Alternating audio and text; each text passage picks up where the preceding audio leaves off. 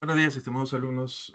Por el día de hoy voy a hacer un reemplazo a su docente. Saluda a Guillermo Raffo y vamos a empezar con el curso de literatura.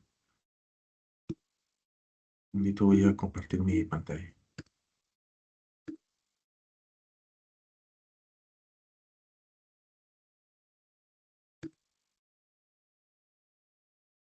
Bueno, antes de compartir mi pantalla, muy brevemente les comento que, recordando, ¿no?, lo que se hizo la semana pasada.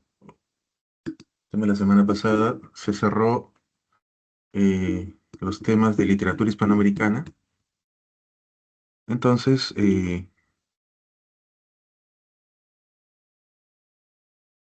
ahora vamos a avanzar con otro punto,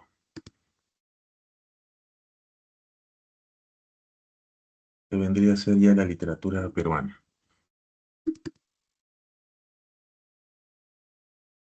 Entonces vamos a empezar comentando acerca de, primero, el proceso histórico, algunas características del concepto de literatura peruana, un poco el marco histórico, cómo ha sido el proceso, para ya luego centrarnos en el detalle de, por un lado, Enrique Garcilaso de la Vega y Manuel Asensio Segura. Ya, entonces ahorita comparto mi pantalla para empezar a ver eso.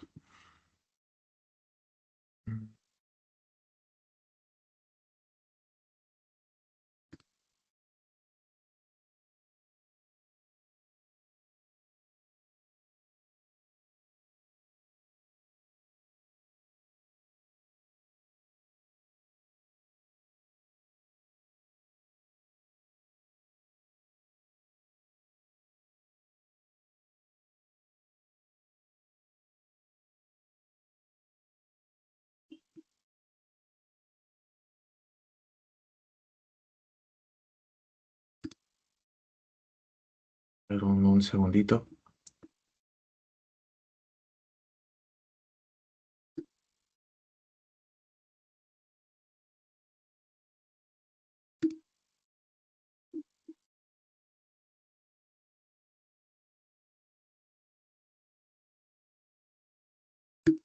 Ya, a ver, ahora sí voy a compartir mi pantalla.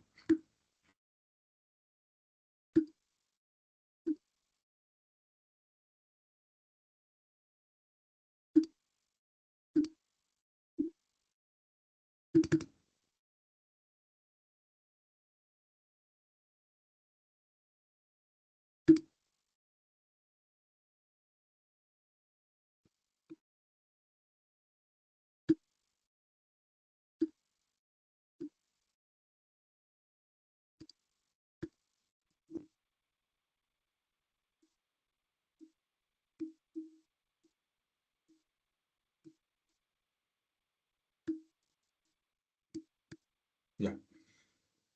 Entonces, estos son, como les decía hace un ratito, se pueden ver en pantalla los temas que vamos a ver, ¿no? Proceso histórico, la crónica de Inca García de Solavega, y vamos a continuar también con la lectura, con la literatura republicana. ¿Ya? Entonces, esos son un poco los temas que vamos a ver ahora, ¿no? Entonces, vamos a llegar hasta Ricardo Palma, justamente. Ya, listo. Entonces, comenzamos. A ver. Ya, entonces, ahí están los temas: literatura colonial por un lado, literatura republicana por el otro, y empezamos con el proceso histórico. Ya. Entonces, esto lo podríamos ir mapeando, ustedes lo pueden ver en mi pantalla. Primero, desde la época prehispánica, que es antes del siglo XVI, que básicamente está compuesto por composiciones verbales, ¿no?, de carácter oral, sobre todo a nivel incaico, ¿no? Celebraciones de tipo heroico, por un lado, o de tipo fúnebre también.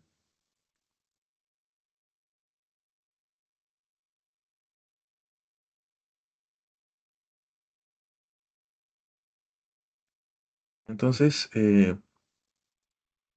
son esos puntos a tomar en cuenta, sobre todo porque luego, en la época colonial, esto cambia de manera radical con la llegada de los españoles, justamente, ¿no?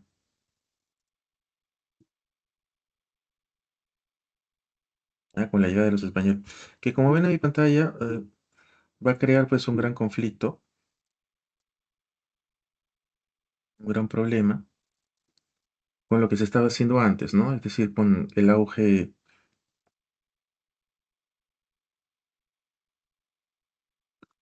eh, con el auge del español, ¿no? Entonces hay un conflicto que se va dando entre la tradición cultural andina, que era la que tenía mayor presencia, con la cultura occidental, ¿no? La cultura traída pues por el imperio de Castilla. Entonces, obviamente en esta relación conflictiva, la cultura occidental va a terminar imponiéndose, el español va a terminar siendo pues el idioma predominante, y con el paso del tiempo, de los siglos, pues la cultura andina va a ser cada vez más marginada, ¿no? Desgraciadamente. Ahora, dentro de lo positivo, porque siempre se puede resaltar lo positivo, es que el quechua, ¿no? Que era justamente el idioma con el cual se hacían las manifestaciones principalmente en la época prehispánica, adquiere escritura, empiezan a encontrarse registros justamente de composiciones escritas en quechua y hasta ahora incluso se sigue escribiendo en quechua, ¿no? Eso es importante siempre recordarlo, porque usualmente se piensa que la literatura peruana solamente es la literatura que se escribe en español, y eso no es verdad, ¿no? Todavía siguen habiendo manifestaciones en quechua, incluso pues en otros idiomas oficiales del Perú, ¿no? Aymara, por ejemplo, ¿no? Ya está, entonces, desde el siglo XVI hasta el siglo XIX se dio justamente este conflicto.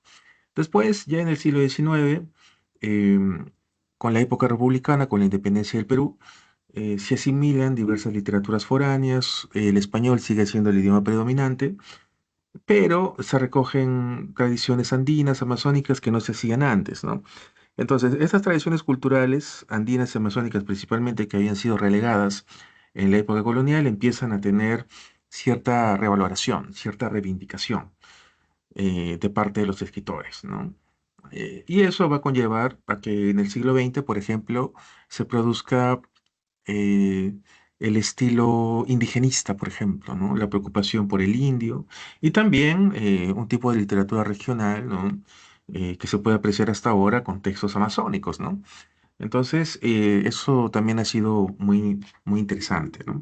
Como poco a poco la literatura peruana, por un lado, al inicio empezó siendo oral y luego, con la influencia del castellano, del español, bueno, ha habido pues un momento de conflicto y ahora no, no diré yo pues que hay armonía y todo es siempre muy positivo, pero por lo menos hay un- una posibilidad, ¿no? Hay un camino, ¿no? Para que se sigan explorando otros tipos de literatura más allá del español. Ya, entonces, importante siempre recordar las características de la literatura peruana, ¿no? Por un lado, siempre heterogénea, multilingüe y pluricultural, ¿no? ¿Qué significa heterogénea? Eso quiere decir pues que no es, pues, no somos una etnia uniforme, debido justamente a la historia eh, que hemos tenido, ¿no? Al auge del Imperio Occidental en este lado, pues, del mundo. Entonces, bueno, eso provocó un cóctel de razas, justamente debido al mestizaje. eh, bueno, ha surgido justamente lo que somos ahora, ¿no? Entonces, eso es importante también tener un punto, o sea, eso es importante considerar justamente por la siguiente razón, ¿no? Lo heterogéneo, desgraciadamente, en el caso del Perú, no es algo armonioso, ¿no? Produce conflictos, produce a su vez muchas desigualdades, ¿no? A tal punto que las personas que viven mejor cómodamente, que casi siempre tienen un color caucásico representativo, suelen ejercer su poder frente a los que no lo tienen, ¿no? A los grupos pues, más marginados que viven pues en la periferia de Lima, etcétera, ¿no? Entonces, es ese conflicto de los que tienen más y tienen una raza mucho más occidentalizada, sigue siendo desgraciadamente un problema, ¿no? Que se evidencia justamente a partir del racismo y la discriminación que todavía, pues, desgraciadamente existe, ¿no? Y ese justamente, ese tipo de conflictos luego pasa a ser tema de muchos textos literarios a lo largo del tiempo, ¿no? Entonces eso por un lado, ¿no? Y eso tiene que ver obviamente con lo pluricultural, ¿no? Hay muchas culturas en el Perú, no solamente hay no solamente es única.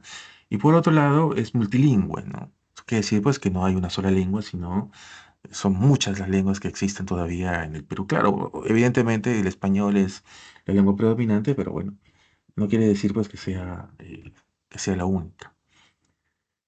Entonces, justamente todo lo que les digo tiene que ver con esto, ¿no? Conviven, interactúan, se retroalimentan las literaturas orales en lengua nativa y la literatura escrita en lengua castellana. Exacto. O sea, ha habido una influencia, ¿no? De todas maneras, ¿no?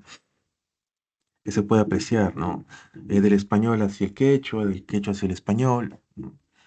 De alguna manera ha producido justamente un vínculo, ¿no? Bueno, ahora, entrando a la época colonial, ¿no? Acá podemos ver un poco el mapa de lo que ha sido este periodo colonial, ¿no? A partir de esta ruta de tiempo. En el siglo XVI, con la conquista, podemos ver las crónicas, los comentarios de los incas. El Inca Garcilaso de la Vega es justamente uno de los representantes de la crónica de los mestizos, justamente. De pronto, uno de los cronistas más importantes nacidos en el Perú, ¿no? Justamente compitiendo con Guamán Poma de Ayala. También es importante no olvidar. Ya, entonces, la crónica pues era el estilo con el cual a inicios del siglo XVI pues justamente tenía mucho auge, ¿no? Es decir, con la conquista del Perú, ¿no? Va a dar como resultado justamente eso, ¿no? El predominio de la crónica.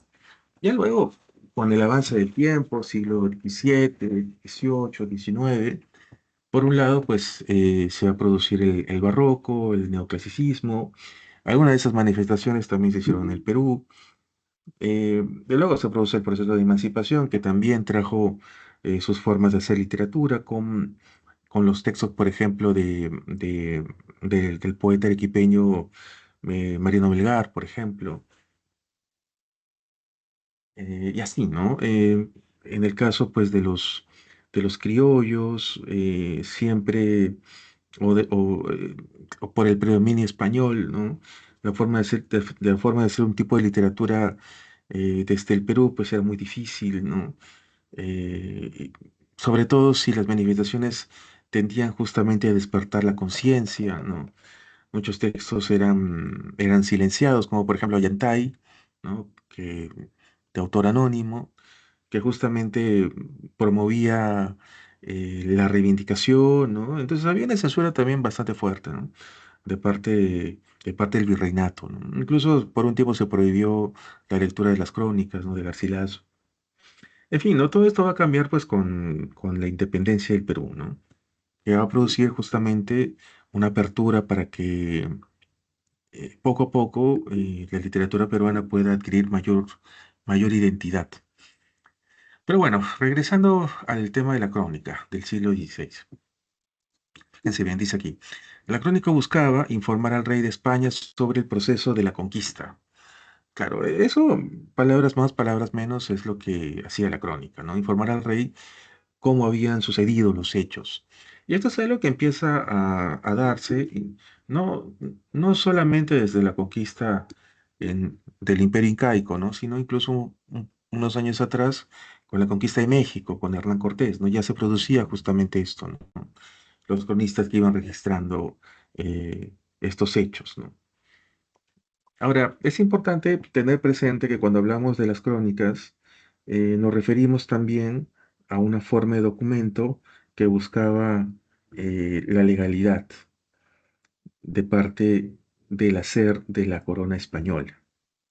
Es decir, ¿no? Frente a esta mirada, eh, o sea, frente a esta perspectiva donde los españoles venían al Perú o a México o a los territorios que quisieran conquistar y se apoderaban de sus riquezas, eh, instalaban su bandera y creaban su propio gobierno, frente a esa mirada donde ellos quedaban como prácticamente como, ¿cómo decirlo? Como personas que toman lo que no les pertenece, y se aprovechan justamente de los recursos e incluso cometen asesinatos. O sea, para no quedar como delincuentes, buscaban también la manera de encontrar cierta perspectiva en la cual sus actos no estuviesen manchados por la ignominia, ¿no? Por lo malévolo. Y entonces muchas crónicas, sobre todo los cronistas españoles, funcionaban para eso, ¿no? Para legalizar la conquista. ¿Y de qué manera se legalizaba eso?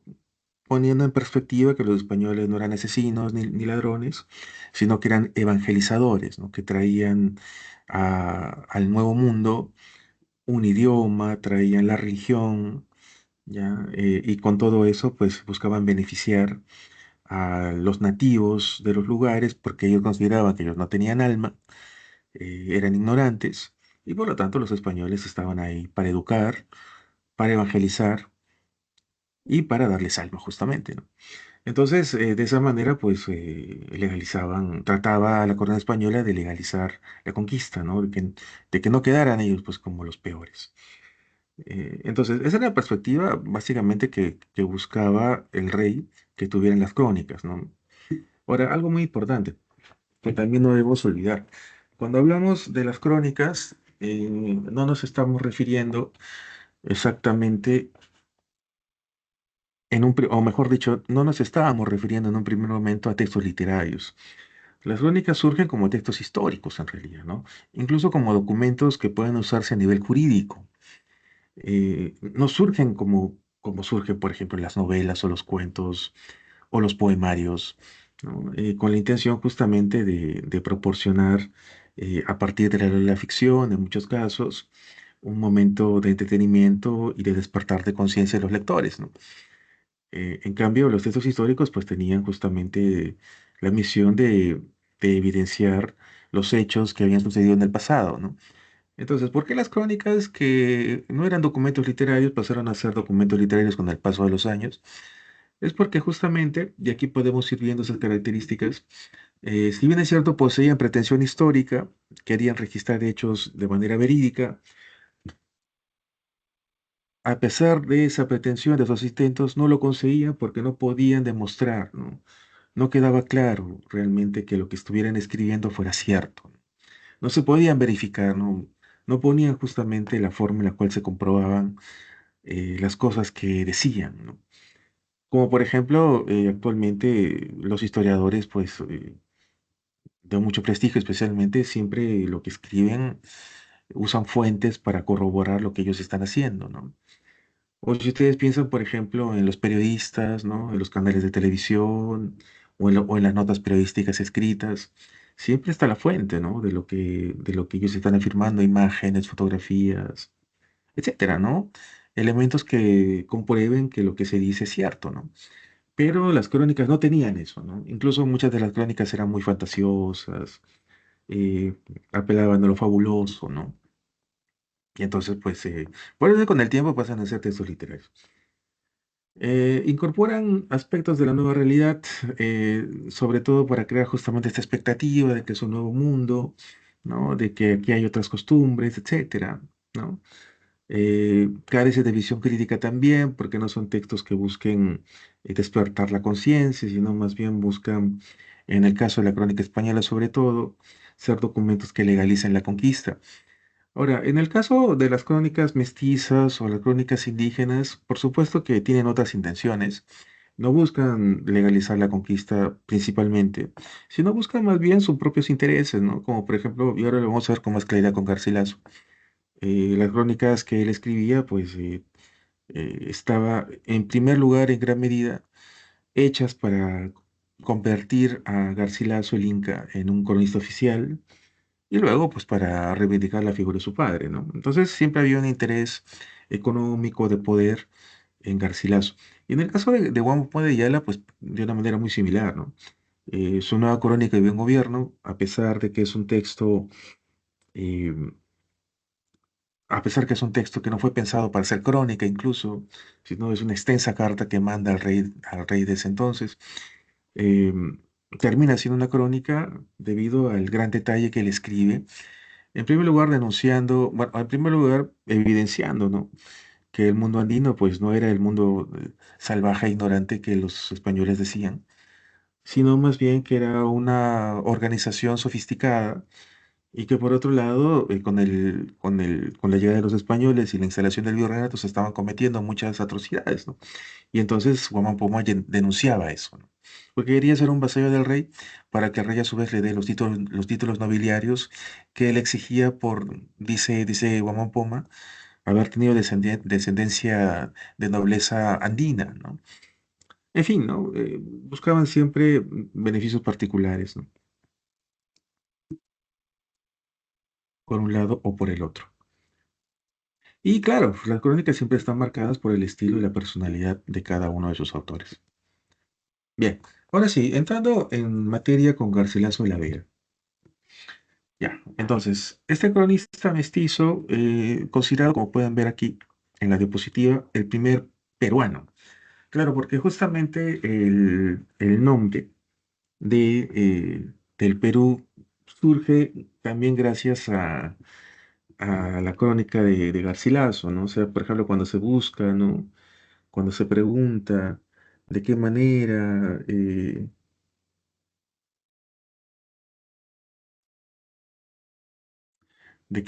se constituye, ¿no? Ya no el imperio de los incas, sino el Perú, el nombre del Perú. Entonces, bueno, Garcilaso explica, ¿no? Ahí, ¿no? Cómo surge este nombre, ¿no? Aparece justamente en su crónica, que es un nombre que tiene origen quechua, ¿no? En fin. Y bueno, entonces el Perú también en gran medida surge debido a eso, ¿no? A que los españoles trataron de buscar un nombre y los indígenas decían Perú, bueno, más o menos Perú, ¿no? Con Pelumas. En fin, ¿no? Esa es una historia que está dentro de la crónica de Garcilaso. Bueno, entonces, Garcilaso de la Vega nace en el Cusco, descendiente de familia noble incaica, ¿no? Su madre, Isabel Chimpuoyo, era una persona muy vinculada al mundo andino, al mundo incaico, y entonces Garcilaso pues nace en cuna de oro. Además de que su padre era un conquistador español, ¿no? Entonces, como él mismo lo dice, bebía justamente de em, de ambas líneas de poder, ¿no? Bueno, ya cuando Garcilaso se vuelve adulto, se marcha justamente, un adulto pero jovencito, ¿no? Se marcha a Europa a pelear por España, muy joven, se mete a la milicia. Bueno, y luego pasan los años y en los últimos años de su vida empieza a escribir, ¿no? Escribe tardíamente Garcilaso, ¿no? Como les digo, primero sus mejores años se van peleando por España y ya luego empieza a escribir, ¿no? Primero hace traducciones de los diálogos de amor de León Hebreo, empieza a escribir genealogías, o sea, textos que están mucho más vinculados con la historia. Y luego la Florida del Inca que va a empezar a marcar ya, eh, va a empezar a marcar justamente su ingreso dentro de la crónica. Fíjense aquí, acá tenemos la portada o una de las páginas interiores principales de los cometeros reales. Siempre los libros que se publicaban en España tenían que tener el sello del rey. Ahora, algo muy especial en Garcilaso es que él sí quería ser un cronista. Eso es lo que lo diferencia de Guamán Poma, por ejemplo, ¿no? Guamán Poma no buscaba ser cronista, ¿no? Manda la carta así para que le den sus títulos nobiliarios, pero no tenía esa pretensión, en cambio Garcilaso sí, ¿no? Escribe justamente este texto para mostrarse como una persona muy, eh, una persona idónea para ser un cronista oficial, incluso mucho más sabedor que los españoles de lo que pasaba en el mundo andino. Y hay muchos momentos en que Garcilaso justamente corrige a los cronistas. Eso es algo que se puede ver en la primera parte de los comentarios reales de los incas que se publica en 1609, ¿no? Garcilaso empieza sus comentarios reales haciendo referencia al Perú preincaico, hay una incidencia justamente en el origen de los incas, de la religión, de su organización, sobre todo con la intención de buscar reivindicar la imagen del mundo andino, no tan venida menos pues, por los españoles. Y entonces, pues él trata de demostrar que los incas, que, que el mundo andino, pues es un mundo importante, ¿no?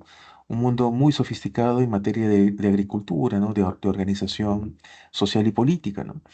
Entonces, justamente eso es lo que quería demostrar, ¿no? Y de esa manera también se engrandecía él, ¿no?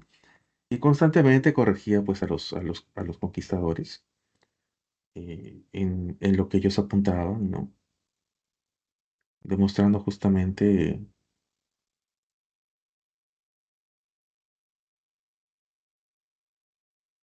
demostrando justamente que estaban equivocados o que estaban en algunas cosas equivocados, ¿no?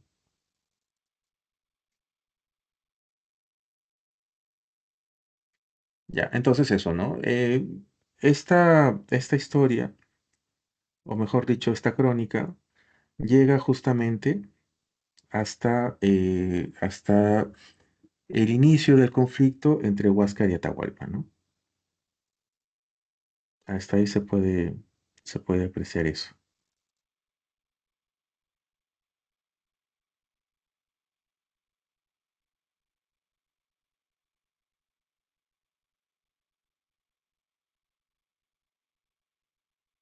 Bueno, entonces, pasó el tiempo, Garcilaso escribió la segunda parte titulada Historia General del Perú. Eso es importante tenerlo muy presente, ¿no? Los comentarios reales de los incas es el texto de su primera parte y la segunda parte no se llama igual, ¿no? Tiene este nombre, la Historia General del Perú.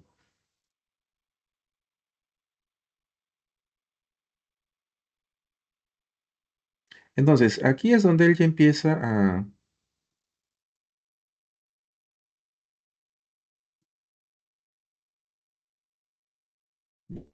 a contar la segunda parte eh,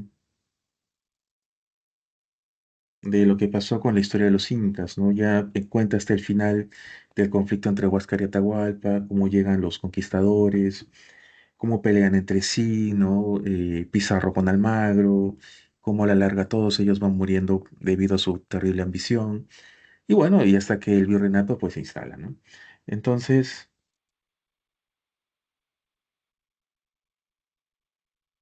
la motivación principal ahí era reivindicar la figura de su padre, ¿no? Esa era la intención principal, ¿no? Porque su papá había sido calumniado, no le querían dar a Garcilaso la herencia que él merecía, ¿no? Debido justamente a que su padre había sido una figura importante en la conquista y no se le quería reconocer. Y por eso es que lo hace, ¿no? Bueno, desgraciadamente, como pueden ver aquí, Garcilaso fallece en 1616 y este libro se publica en 1617, ¿no? Él ya no llega a verlo publicado, ¿no? Desgraciadamente fallece antes, ¿no? Pero bueno, la intención de él queda ahí y lo principal es que nos dejó una obra que se volvió luego con el paso de los siglos un texto indispensable para conocer la historia del Perú, ¿no? Por mucho tiempo, en muchos colegios, por ejemplo, digamos de 50 a 100 años hacia atrás, estaba basada justamente la historia en lo que Garcilaso había escrito, ¿no? Entonces, su importancia ha sido muy importante, ¿no? Muy vital. Ya, vamos a pasar a a la etapa republicana y vamos a centrarnos ahora en el costumbrismo. Acá, fíjense bien cómo es el contexto. Ahora les voy a dar 20 segundos para que lean esta parte.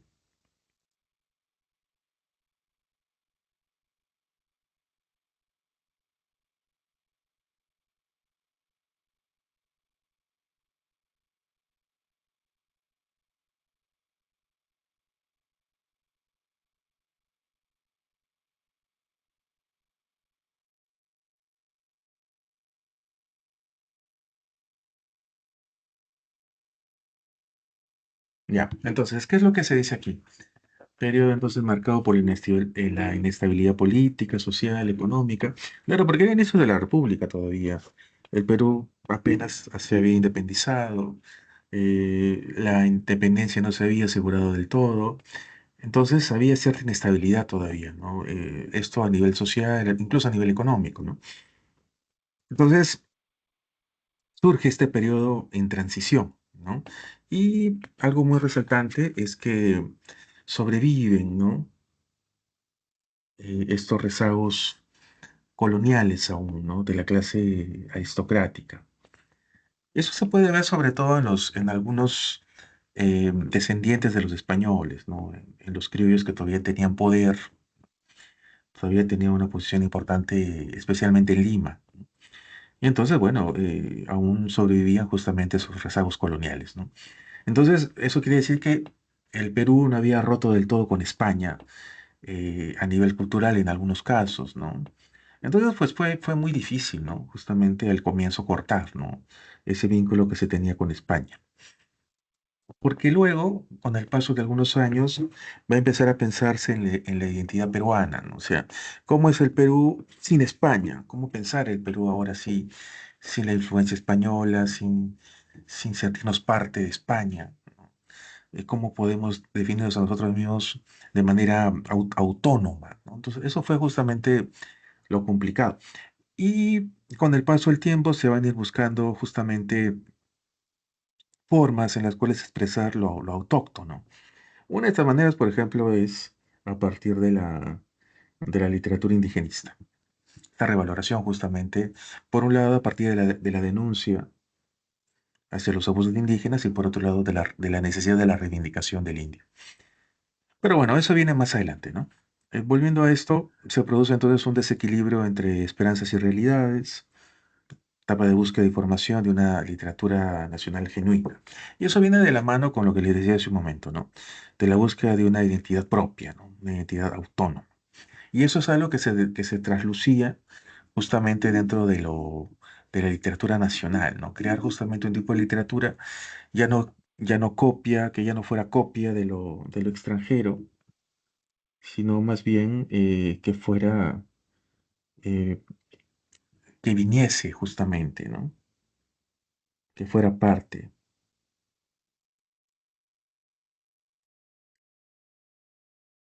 de un camino que marcará realmente la independencia con textos literarios, ¿no? Ya, entonces, ¿cuáles son las características del costumbrismo, no? Se pueden ver aquí algunas de ellas. Apego a la realidad inmediata.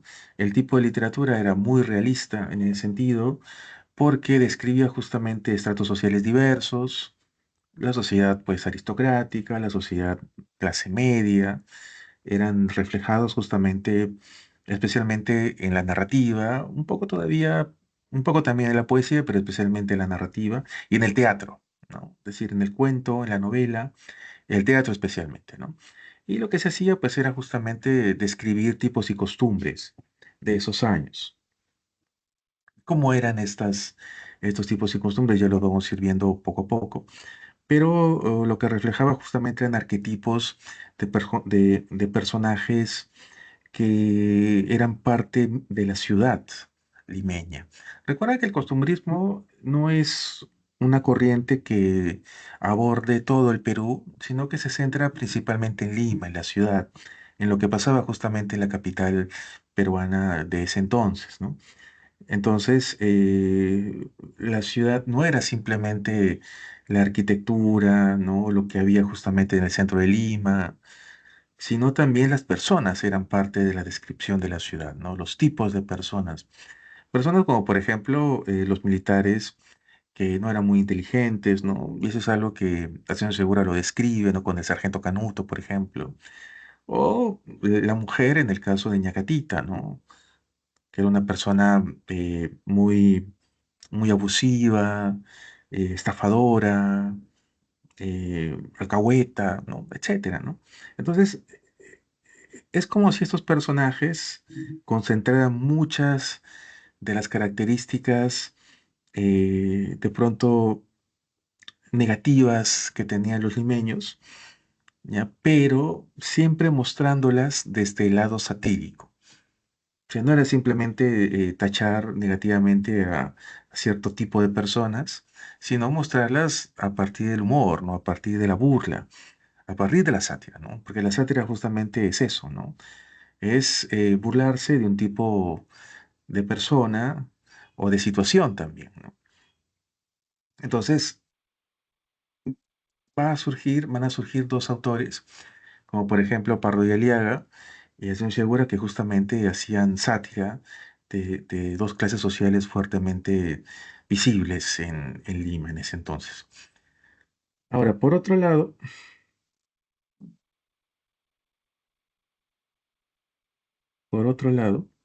es importante también tener presente que el costumbrismo tenía un tono realista y panfletario, ¿no?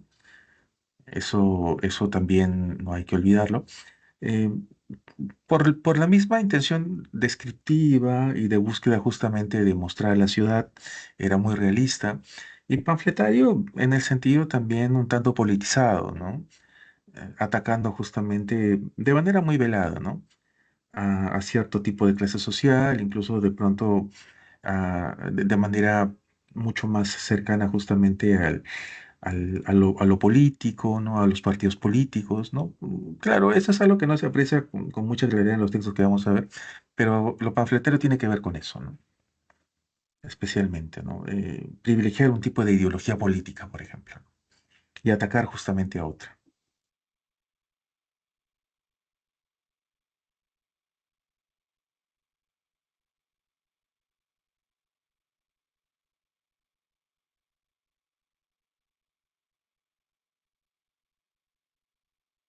Ya, entonces, por otro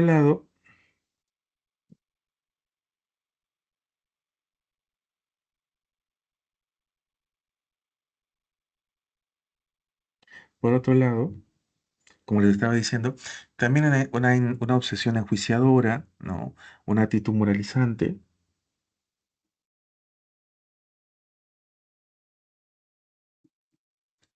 de parte de los escritores, ¿no? Hay una actitud justamente de recuperar eh, la inmoralidad, pues que también se apreciaba, ¿no? Por eso muchos personajes inmorales, ¿no? En estos textos, como Ñacatita, ¿no? Entonces se mostraba el personaje inmoral con la intención de que, pues, obviamente la gente no fuera así, ¿no? Por otro lado, se muestran también costumbres preferentemente, claro, lo que les decía hace un rato, ¿no? Las costumbres que se mostraban eran las costumbres de la sociedad. Por eso es que aquí las figuras protagónicas no son los indígenas, ¿no? O sea, no son las costumbres de los indígenas, ¿no? O de los grupos marginados, como por ejemplo en ese entonces los chinos o los afroamericanos, sino más bien eran las costumbres de los criollos, ¿no? O, o de los limeños, ¿no? Bueno, criollos limeños, ¿no? Básicamente lo que ellos hacían, ¿no? Luego, medios de expresión, el periodismo, el teatro y la poesía satírica. Eso también es importante tenerlo presente. Entonces, no solamente el teatro era el medio donde se mostraba justamente,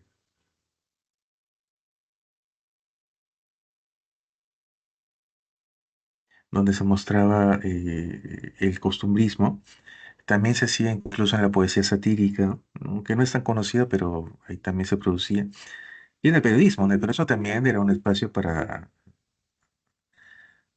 publicar textos costumbristas, ¿no? Textos vinculados obviamente a la literatura. Y eso es algo que Pardo y Aliaga, por ejemplo, hacía bastante, ¿no?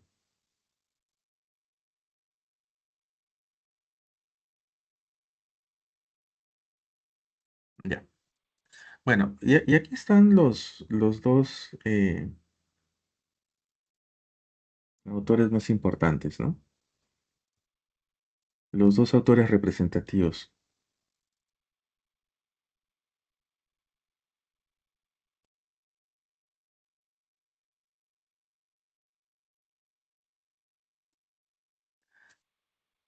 Ya, entonces, los dos muy importantes, pero a su vez rivales literarios y políticos también. ¿Ya? Pardo y Aliaga y Ascencio Segura, ¿no? Eh, Había entonces un fuerte enfrentamiento, ¿no? Un ataque permanente, ¿no? Pero bueno, porque Pardo de Aliaga pues era anticriollista, o sea, detestaba a los criollos y de alguna manera, Manuel Segura los defendía, ¿no? Recuerden, cuando hablamos de criollos nos referimos a los hijos de los españoles americanos, ¿no? Entonces también tenerlo presente. Ya, a ver, hablando de Pardo y Aliaga entonces, ¿quién fue este señor, este escritor? Nace en el año 1806, fallece en 1868. Dentro de su formación, lo que se puede, lo que se puede apreciar es su constante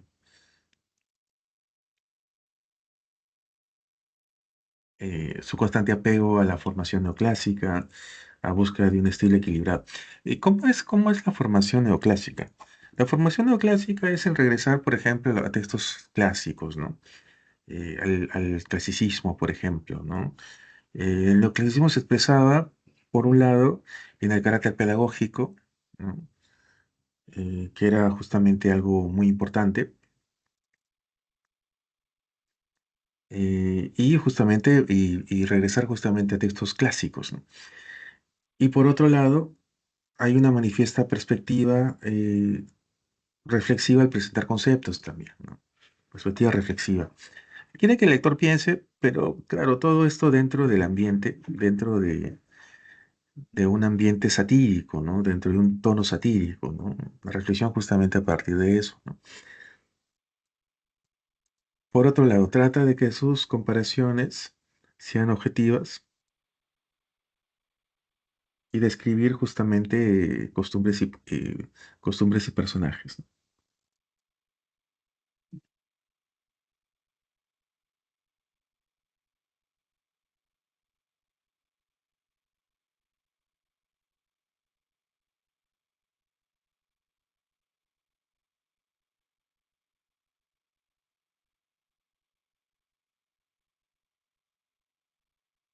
Ya, dentro de las obras, ustedes lo pueden ver en mi pantalla,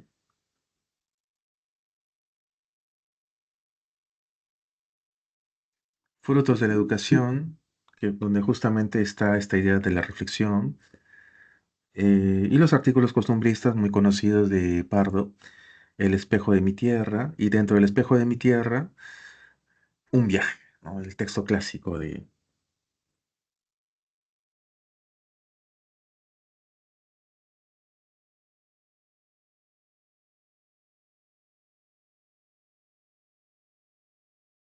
de Pardo. Luego, en el caso de Asensio Segura, rival, como les decía hace un momento, de Pardo y Aliaga, ¿no? Nace en Lima también, en el 1805, fallece en el 71. Es considerado Manuel Asensio Segura como el padre del teatro peruano, ¿no? Eso es algo que hasta ahora se mantiene, ¿no? Esta idea de que él es el padre. Por las muchas obras que él hizo, ¿no? Por la fama que alcanzaron muchos de sus textos. No solamente fue dramaturgo, en realidad Asensio Segura cultiva todos los géneros, la poesía, la narrativa, el teatro, incluso hizo mucho periodismo también, ¿no? Fue director de los diarios La Bolsa, El Cometa, ¿no? Entonces fue una persona que tuvo mucho interés, ¿no? En general, no solamente dentro de la literatura, incluso dentro del periodismo, ¿no? Dominaba justamente él esa perspectiva, ¿no? Dentro de sus comedias más conocidas, Lances de Amancaes, El Cacharpari, ¿no? Sainetes. ¿Qué son sainetes? Sainetes son textos teatrales de un solo acto. Eso por favor apúntenlo para que no lo olviden. Entonces, estos sainetes justamente se ponían, por ejemplo, a la mitad de textos, de obras mucho más grandes que tenían 4 o 5 actos. Se ponían a la mitad justamente para distender la trama principal. Y bueno, y de esas personas se generaba un mayor vínculo con el espectador, ¿no? Mucho más sagrado. Entonces, también hacía sainetes. Luego está pues el Sargento Canuto, que es muy conocida, las y el Manto también, y Acatita, ¿no? Que es la obra más conocida de este autor.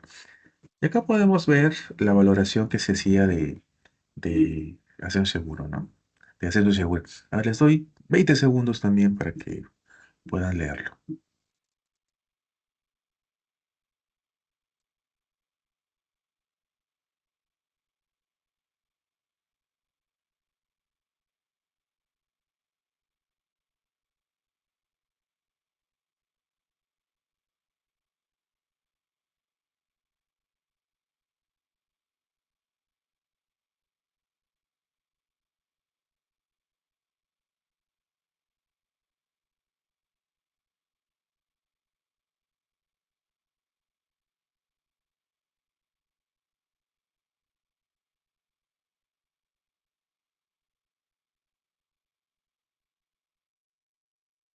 Ya, entonces, como pueden ver ahí, ha habido mucha, ha habido justamente un gran reconocimiento acerca del valor que tiene Acción Segura, ¿no? Porque como les dije en su momento, considero el padre del Teatro Nacional. Su producción dramática fue muy importante. Sus personajes, como también ya se los había adelantado, son típicos criollos, clase media y de estratos populares. Eso es importante también tenerlo presente. Pardo y Aliaga escribía sobre personajes de clase alta. En cambio, Acción Segura escribía sobre personajes de clase media o de estratos populares, ¿no? De clase media, incluso estratos mucho más bajos. El lenguaje que se muestra, que se escucha, es de tipo, es justamente muy vinculado al mundo criollo, ¿no? A la forma como tenían de hablar, ¿no? Con modismos, con refranes, con términos coloquiales, ¿no? Se apreciaba justamente en lo que se decía.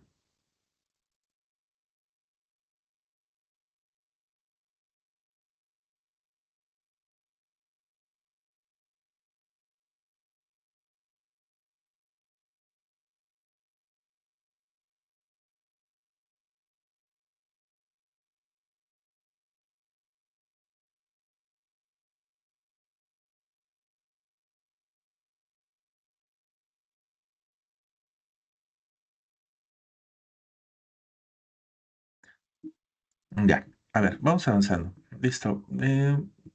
Ahora ya nos quedan pocos minutos. Vamos a ir terminando viendo Ñacatita y haciendo el comentario de Ricardo Palma, ¿no?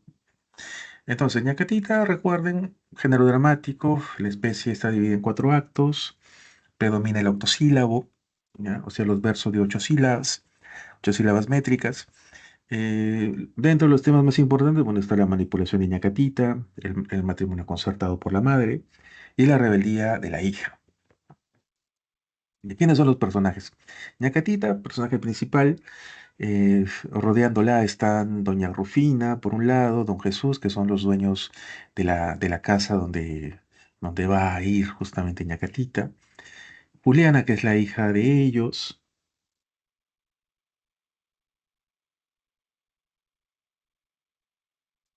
Después está, bueno, aparece Don Alejo, ¿no? Que es el hombre estafador.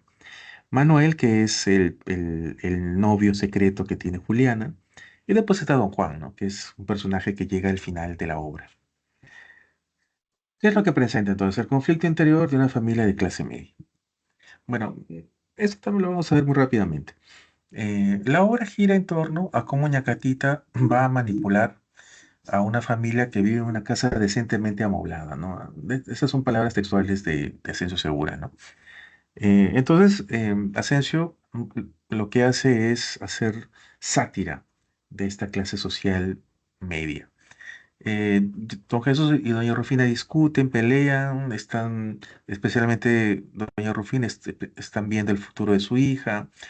Doña Rufina quiere para Juliana pues un matrimonio de conveniencia, ¿no? Está buscando justamente con quién casarla. Y ahí es donde justamente aparece Doña Ruth, va a aparecer Ñacatita, ¿no?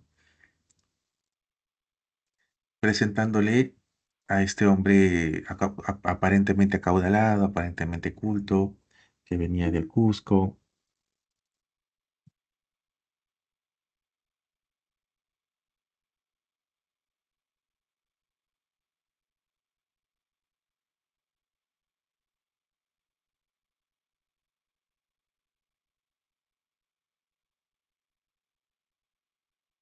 ¿Ya? Entonces, al comienzo, pues las cosas son un tanto difíciles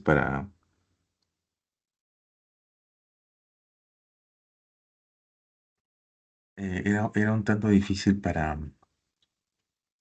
Julián especialmente, ¿no?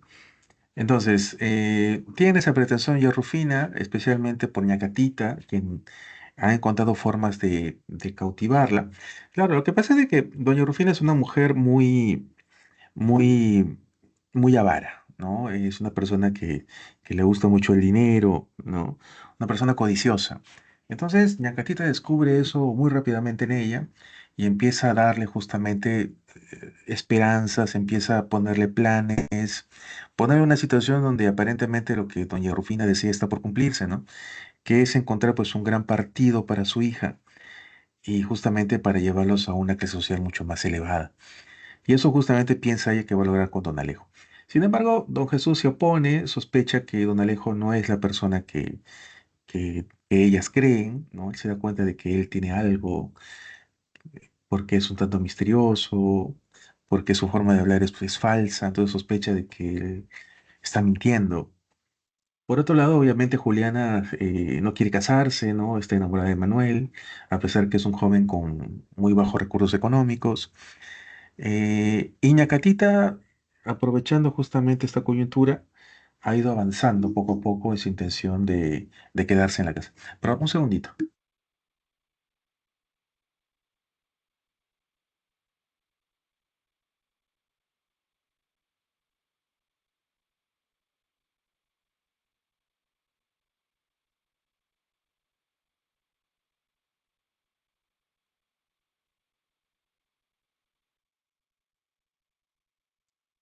Ya. Entonces, Ñacatita, entonces poco a poco va ingresando más dentro de la casa de don Jesús y doña Rufina, se hace cada vez más amiga de doña Rufina, a tal punto que prácticamente Ñacatita parece que viviera ya en la casa, ¿no?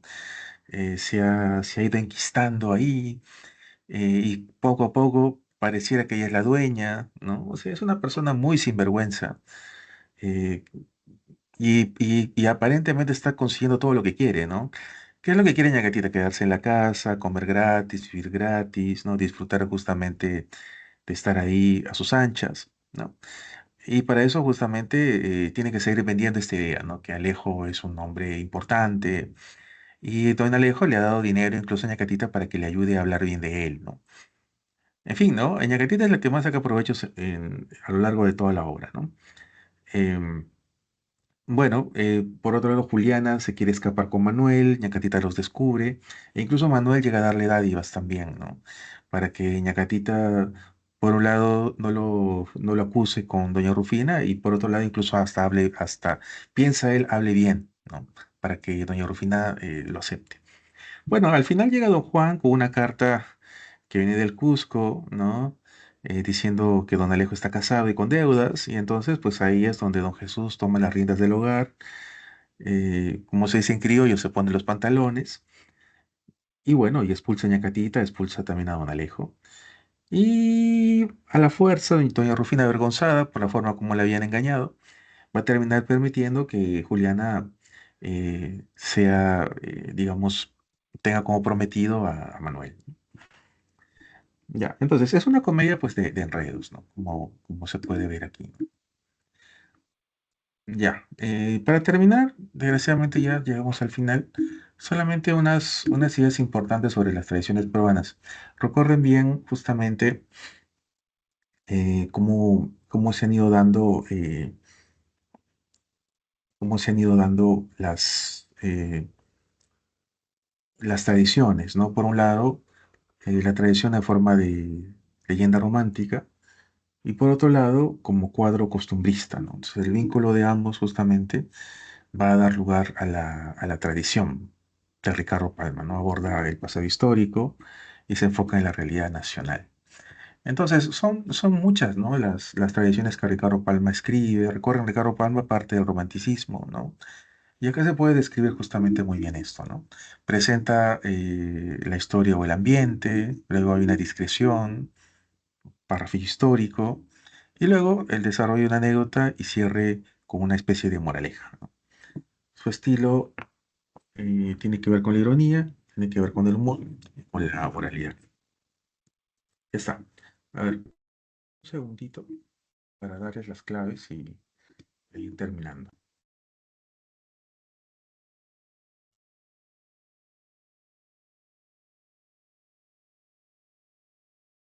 Ya se las voy dictando. A ver, la uno, la letra C,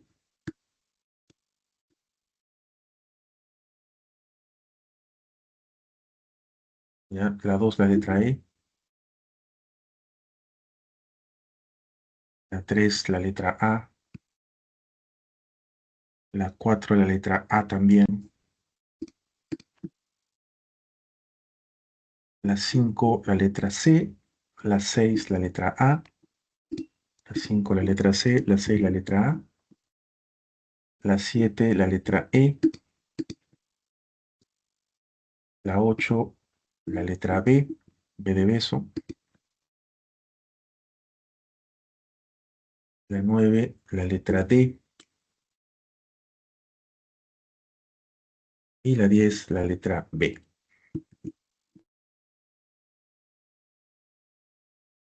A ver, comparto mi pantalla una última vez, por si no lo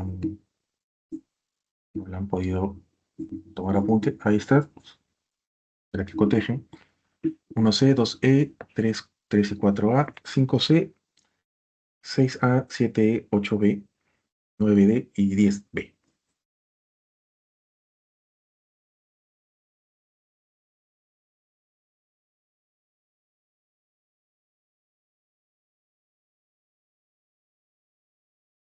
Listo, entonces eso sería todo. Tengan buenos días.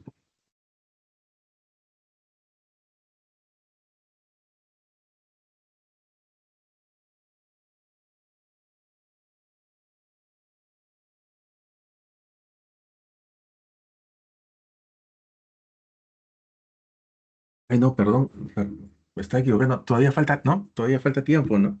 Ay, disculpen. Pensé que ya estamos terminando. Ay, entonces ahora sí voy a poder, entonces, van a disculpar. Sé que era una hora. Ya, entonces voy a continuar nomás. Vamos a tener más tiempo entonces para ahondar más dentro de lo que les estaba contando. Claro, porque tenemos clases hasta las 11:55, disculpen. Ya. A ver, entonces para terminar lo que les estaba comentando eh, sobre Ñacatita. A ver, voy a volver a compartir mi pantalla.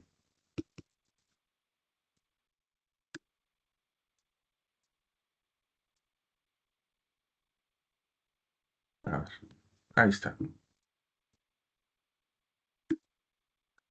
Ya, bueno, entonces, ese es el final de la historia, ¿no?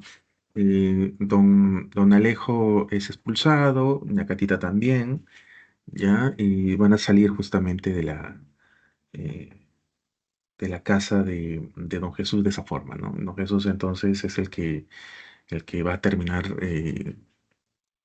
nuevamente teniendo el control, ¿no? El poder. Ya, para no olvidar aquí, recordar los temas, ¿no? Las manipulaciones entonces de Ñacatita, muy importante, y el matrimonio concertado por la madre, que también es otro tema importante, y la rebeldía de la hija, ¿no? Entonces, los tres temas justamente son los que se van viendo en esta historia. Y ahora sí, vamos a hablar con detalle entonces del realismo peruano. ¿Cómo es este realismo peruano entonces? Ya, entonces, el contexto es el gobierno de Ramón Castilla, ¿no? Como ustedes recordarán, Ramón Castilla tuvo dos gobiernos, ¿no? De pronto, de todos los presidentes que ha tenido el Perú, Ramón Castilla es uno de los más importantes, ¿no? Por las muchas obras que hizo, ¿no? Por el compromiso que tuvo justamente con el Perú, ¿ya? Por por el beneficio justamente que le dio al país gracias a la coyuntura en la que se vivió. Recuerden que estamos dentro del contexto de la prosperidad falaz, ¿no? Entonces, el auge del guano, ¿no? Entonces, al comienzo fue algo muy importante, ¿no? Ramón Castilla justamente aprovechó esa coyuntura para que la política peruana fuera estable, para que haya un modesto desarrollo económico. Entonces, hubo una intención de parte de Castilla de justamente utilizar los beneficios del guano, la exportación justamente a países europeos, pues para crear un desarrollo económico importante, ¿no? Desgraciadamente, pues la historia del Perú siempre ha estado atada a la historia de la corrupción y bueno, no se pudo hacer esto del todo, ¿no? Por intereses particulares eh, que también aparecieron. Bueno, más allá entonces del gobierno de Castilla y de sus obras importantes, como por ejemplo darle libertad a los esclavos, pagar la deuda interna, em, se fue dando entonces dentro de este contexto el romanticismo peruano. El romanticismo peruano tiene muchas características todavía relacionadas al romanticismo europeo, ¿no? Especialmente al romanticismo español. Es decir, ¿no? Este tipo de literatura donde prima la individualidad, ¿no? El genio creador, el sentimentalismo, la libertad creadora, justamente. Todo eso vinculado a la búsqueda de la leyenda romántica, ¿no? A volver justamente al pasado y huir de los conflictos sociales. ¿Ya? Todas esas características pues están dentro del romanticismo, ¿no? Ahora, antes de entrar a Ricardo Palma, ¿no? Es importante también tener presente a los representantes del romanticismo. Por un lado, eh, a Ricardo Palma, por supuesto, ¿no? De pronto el autor más importante de este periodo.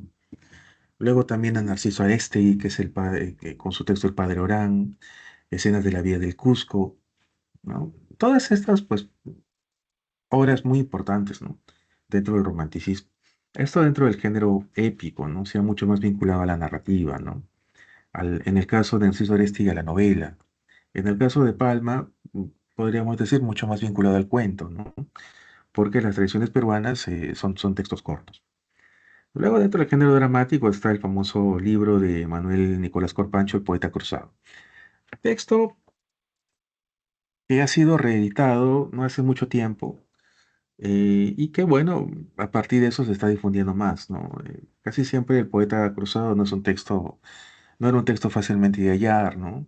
Pero bueno, gracias a esta última publicación que se ha hecho en los últimos 5 años, ya es mucho más fácil encontrarla. Después están también las cartas de Carlos Augusto Salaverry, cartas a un ángel también muy, muy importantes.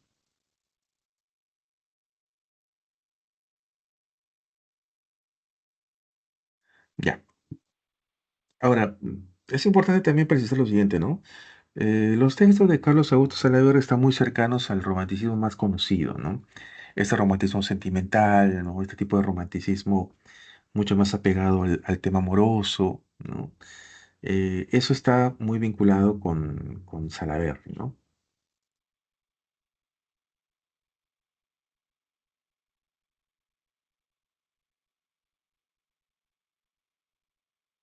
Ya, vamos avanzando. Ahora sí vamos a hablar de las tradiciones peruanas en el caso de Ricardo Palma.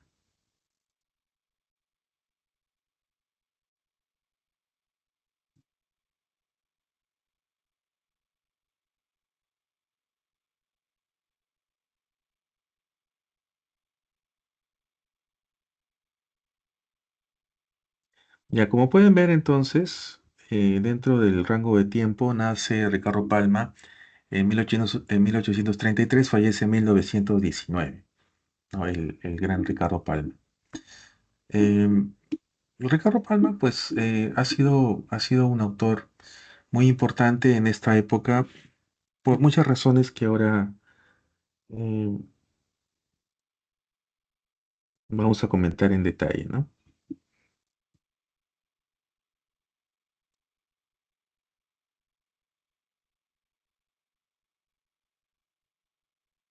Ya, ¿qué pasó con él? Fíjense acá, conocido como el bibliotecario Mentigo. Ya, y ahorita también vamos a explicar por qué le pusieron ese apodo.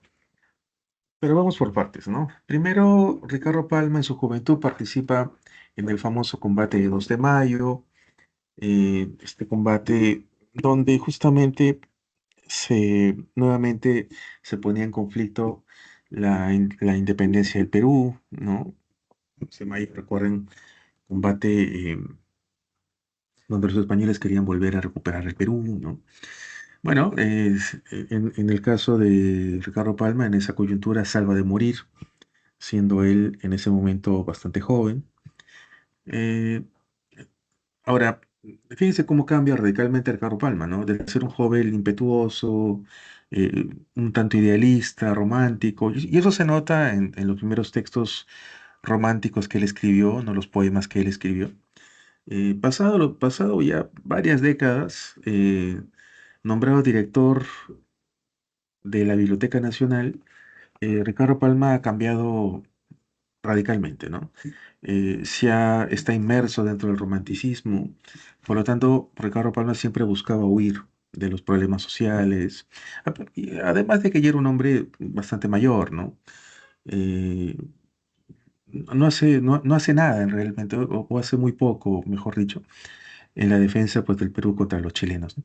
Y eso es algo que González Prada, el famoso orador peruano, poeta, le critica duramente a Ricardo Palma, ¿no? Con quien estableció cierta rencilla, ¿no? González Prada, a quien, a quien, que es parte del tema siguiente, que es parte del realismo, justamente, que no diré que era contemporáneo con Ricardo Palma en cuanto a edades similares, pero compartieron cierto espacio dentro de la realidad peruana y González Parada pues atacaba, ¿no? Recuerden que González Parada siempre decía los jóvenes a la obra, los viejos a la tumba, entonces criticaba el hacer de Ricardo Palma, ¿no? Entonces, estando en la guerra con Chile, bueno, desgraciadamente la Biblioteca Nacional va a sufrir un gran revés debido a que los chilenos pues se robaban los libros, bueno, se robaron muchos libros, quemaron la biblioteca y por eso es que quedó él con este apodo, ¿no? Como el bibliotecario mendigo, el bibliotecario que prácticamente no tiene libros, ¿no? Ahora, lo gracioso y que seguramente podría haber, si Ricardo Palma hubiera estado vivo, podría haber dado como resultado otra crónica, es que pasado más de 100 años, los chilenos regresan los libros, no todos los que se robaron, ¿no? Pero sí un gran grupo de libros al Perú, ¿no? Es bien curioso, ¿no? Y el gobierno peruano los recibe, ¿no? Esos libros pues ya que están muy envejecidos, ¿no? Muchos de ellos pues prácticamente sin valor, ¿no? O sea, sin valor no solamente porque eran libros viejos, ¿no? Sino porque ya lo que se planteaba ahí pues estaba muy envejecido, ¿no? Muchas ideas pues ya habían sido superadas. Bueno, ahora sí, volviendo a este punto de las tradiciones peruanas, que un poquito ya lo habíamos comentado, pero ahora vamos a ampliarlo un poco más.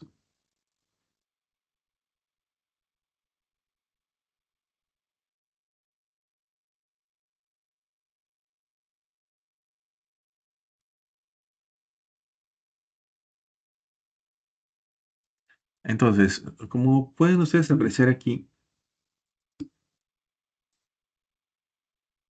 las tradiciones siempre fluctúan entre lo histórico y lo ficcional.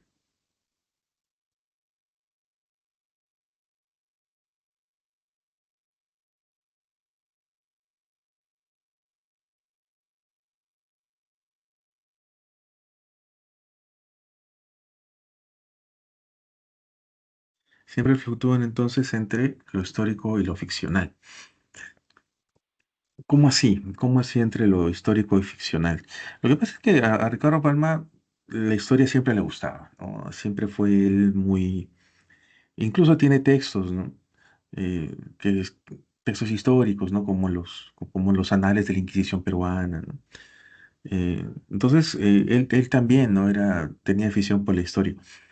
Por eso es que cuando él escribía sus tradiciones peruanas, claro, obviamente siendo consciente Ricardo Palma de que estaba haciendo textos literarios, ¿no? Pero a pesar de eso buscaba, ¿no? En la historia, en el pasado, material para poder escribir también, ¿no? Entonces, en gran medida él se basa mucho, ¿no?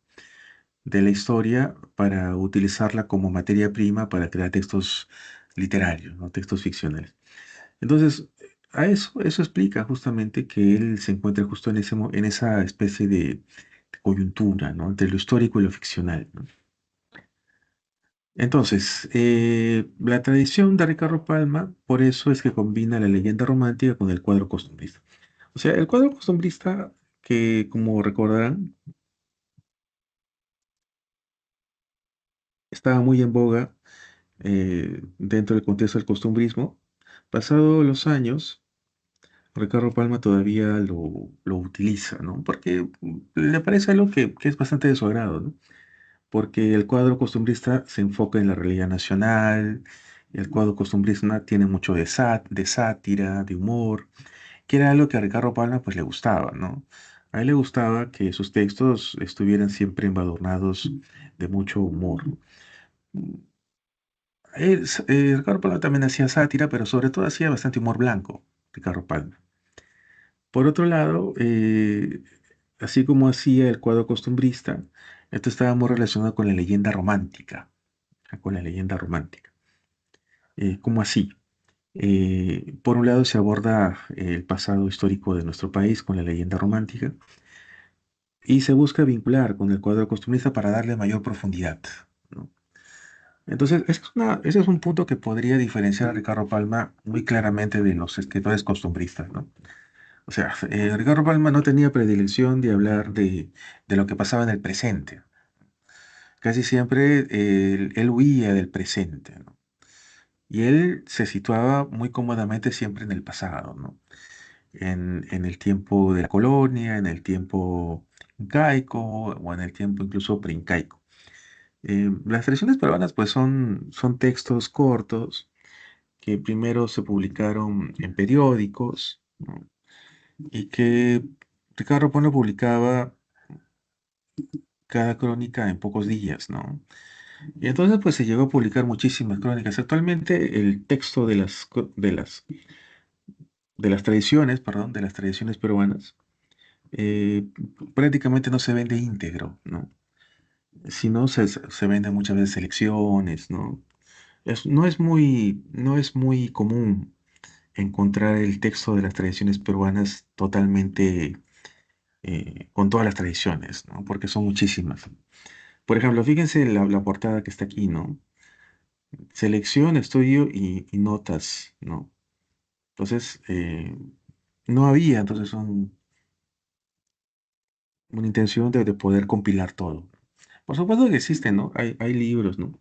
Donde se pueden ver todas las tradiciones, pero también hay muchos libros donde solamente hay algunas, ¿no? Hay selecciones de las tradiciones peruanas. Entonces, por una parte, las tradiciones presentan la historia o el ambiente, como les decía hace un momento, ¿no? Ricardo Balma lo que hace al comienzo de sus tradiciones es hacer un preámbulo, un pequeño preámbulo, contar, hacer una especie de introducción, ¿no? Eso es lo que a él le interesa. Ya luego, una vez hecho esto, el siguiente paso para Ricardo Palma es hacer una digresión o un parrafillo histórico. Una digresión o un parrafillo histórico, con datos precisos que dan verosimilitud al relato. Eso también acompaña a la presentación que está haciendo, ¿no? Él trata de dotar al texto de verosimilitud. ¿Qué significa verosimilitud? Verosimilitud significa hacer un texto creíble, ¿no? O sea, hacer una mentira que parezca verdadera, ¿no? Que parezca creíble. Esa es la verosimilitud, ¿no? Dar una posibilidad de que parezca verdadero, ¿no? Como justamente es el objetivo de una mentira, ¿no? La mentira nace pues para parecer verdadera. Entonces la verosimilitud busca eso también. Entonces lo que Ricardo Palma quería hacer es que sus tradiciones no parecieran ser simples mentiras, ¿no? Simples textos ficcionales. Quería que el lector sintiera que estaba leyendo algo que pudiera haber pasado, ¿no? Que pudo haber sucedido. Entonces por eso enriquecía este efecto de verdad con detalles creíbles, ¿no? Con detalles del pasado. Esa era justamente su intención. Ya luego, después de este inicio de la presentación de la historia, de añadidos históricos, de datos justamente verosímiles, empezaba el desarrollo de la anécdota, de lo que él realmente quería contar, ¿no? Entonces, una vez que ya nos ponía en ambiente y daba algunos datos, contaba la anécdota y se iba de largo hasta el final, ¿no? Por eso dice punto 3, desarrollo de la anécdota y cierre con una especie de moraleja. Hay una especie de mensaje un tanto humorístico de Ricardo Palma siempre al final, ¿no? O sea, en vez de ser, como en el caso del costumbrismo, dar un mensaje excesivamente moral, ¿no? O serio. Ricardo Palma da una especie de moraleja que todavía está acompañada de humor. Ya, por eso es que su estilo está muy caracterizado por el humor, ¿no? Por el humor, ¿no? Por la ironía muy cercana a la sátira y la representación de la oralidad. Uno de los puntos muy fuertes de Ricardo Palma es que buscaba que el texto suyo no pareciera ser un texto escrito, sino buscaba que su texto fuera oral. Por eso es que cuando leemos las tradiciones de Ricardo Palma, no parece que las estuviéramos leyendo realmente, sino parece que alguien nos estuviera hablando de ellas, ¿no? O sea, como se contaba en el pasado, ¿no? Como contaban los abuelos, ¿no? Eh, pequeños relatos de su vida, pues, en provincia, ¿no? De lo que había escuchado, ¿no? Entonces, ellos, el mundo andino, por ejemplo, tiene ese tono, ¿no? Un tono muy oral, donde se siente justamente la voz del narrador. Entonces, y eso hace justamente mucho más cercano al relato al lector, ¿no? Entonces, Ricardo Pablo hacía eso, ¿no? Su lenguaje quería ser muy conversacional y por eso es que en sus textos él agregaba esta cuota justamente de cercanía, ¿no? Con la oralidad, ¿no? Se notaba muy claramente esto en lo que él estaba haciendo, ¿no?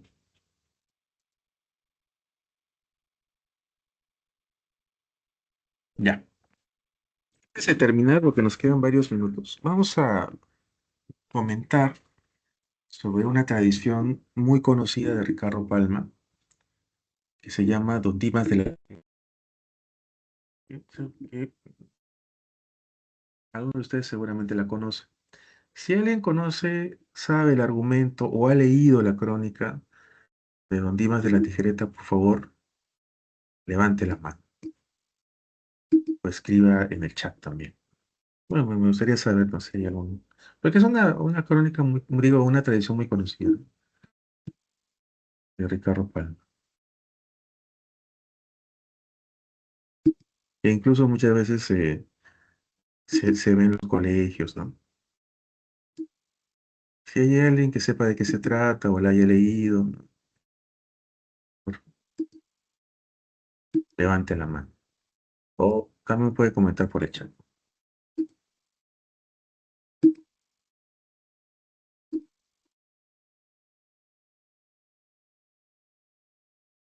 Ya parece que... Ah, no, parece que el chat no está disponible. Bueno, en todo caso pueden levantar la mano. Parece que no. No, no ha habido. No importa. Si no sabe la historia, ahora lo vamos a comentar. Y para eso vamos a ver un pequeño video acerca de ello, ¿no? De los Dimas de la Tijereta.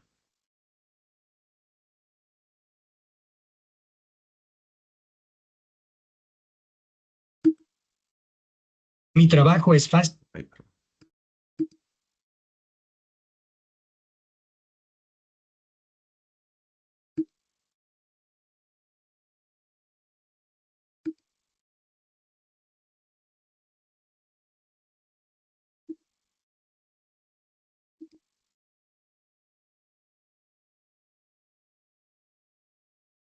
Ya.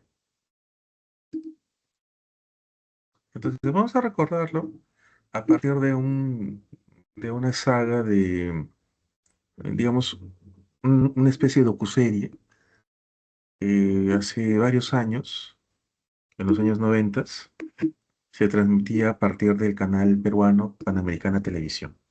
A ver, voy a compartir mi pantalla de nuevo. Entonces, en este canal de televisión, muchas veces se contaba acerca de distintos hombres importantes de la literatura peruana, ¿no? Y esto, para suerte de nosotros, ha quedado, menos mal, en internet, ¿no? Se puede acceder justamente a estos capítulos, que tenían aproximadamente entre 30 a 40 minutos de duración, ¿no? En este caso, este episodio está centrado en Ricardo Palma. Bueno, debido al tiempo, pues no vamos a ver todo, ¿no? Pero sí vamos a ver un fragmento muy importante, especialmente donde se va a contar acerca de su famosa, de la famosa tradición Don Dimas de la Tijereta. Presta mucha atención porque al final voy a hacerles preguntas, ¿no? Sobre la misma, ¿no? Mucha atención.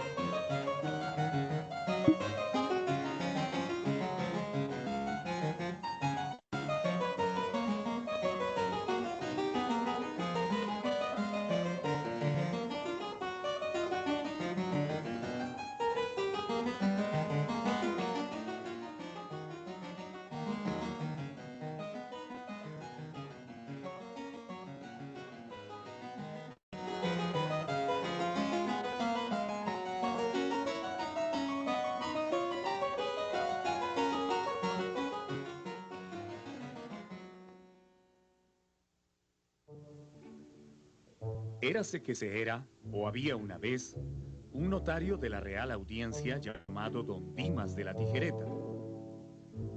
El buen hombre había caído en la peor tontería en que puede caer un viejo: enamorarse hasta la coronilla de una bella y coqueta jovencita.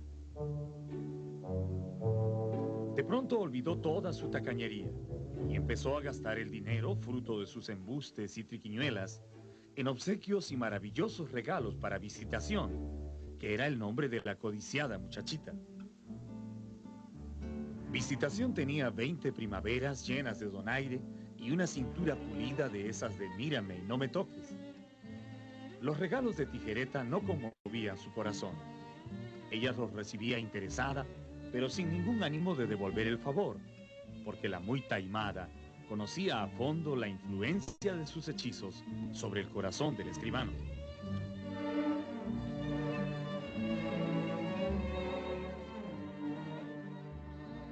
Exasperado por los desaires de Visitación que no terminaba por decidirse, Don Dimas de la Tijereta se dejó llevar por el enfado y gritó con fuerza en plena calle: «¡Maldición! Sería capaz de entregar mi almilla al diablo a cambio del amor de esa caprichosa criatura».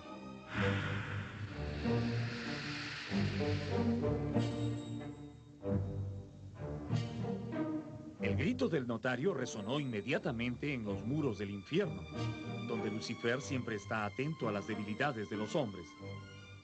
Y más tardó el viejo enamorado en llegar a su casa que Satanás en enviarle al diablo Lilith, su secretario personal, con un contrato ya firmado en el que le ofrecía el amor de la doncella a cambio de su alma, a la que el enojado Tijereta había llamado almilla en medio de su cólera. El acuerdo era simple: el diablo le entregaría a Visitación por 3 años, al cabo de los cuales Lilith vendría personalmente por su alma.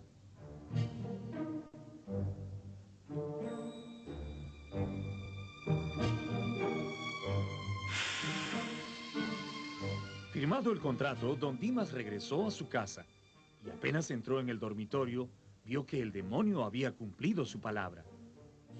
Visitación estaba allí, cálida y amorosa, esperándolo en la alcoba.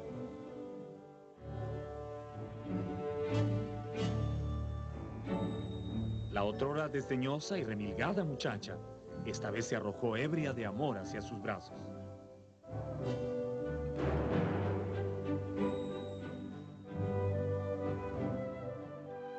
Y ahora miremos al agua, porque es peligroso extenderse en pormenores y requiebros de los amantes. Y así como el agua corre bajo el puente, el tiempo también corrió, mes tras mes, día tras día, colmando de felicidad a Don Dimas de la Tijereta. El amor entre el notario y Visitación crecía conforme pasaba el tiempo, pero ya habían transcurrido 2 años y muchos meses, y el plazo se estaba cumpliendo.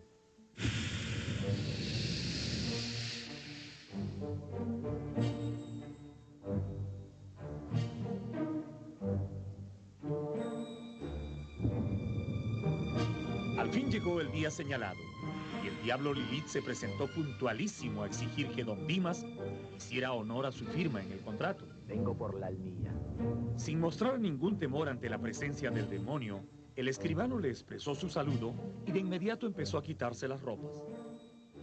No, no es necesario que se desnude, le dijo Lilith. Así como está, yo me lo llevo sin problemas. Pero sin desnudarme no podría pagarle, le respondió don Dimas, mientras se quitaba su prenda más interior y se la extendía al enviado del infierno. ¿Qué quiere usted que haga con esta prenda?, preguntó sorprendido Lilith. Cobrarse, le contestó el escribano. Esa prenda se llama almilla, y eso es lo que yo le he vendido. Revise usted el contrato, lea bien, y verá que dice almilla. Lilith no quiso discutir con el leguleyo, y sin pensarlo dos veces lo arrastró directamente al infierno, para que el mismo Satanás decidiera el asunto.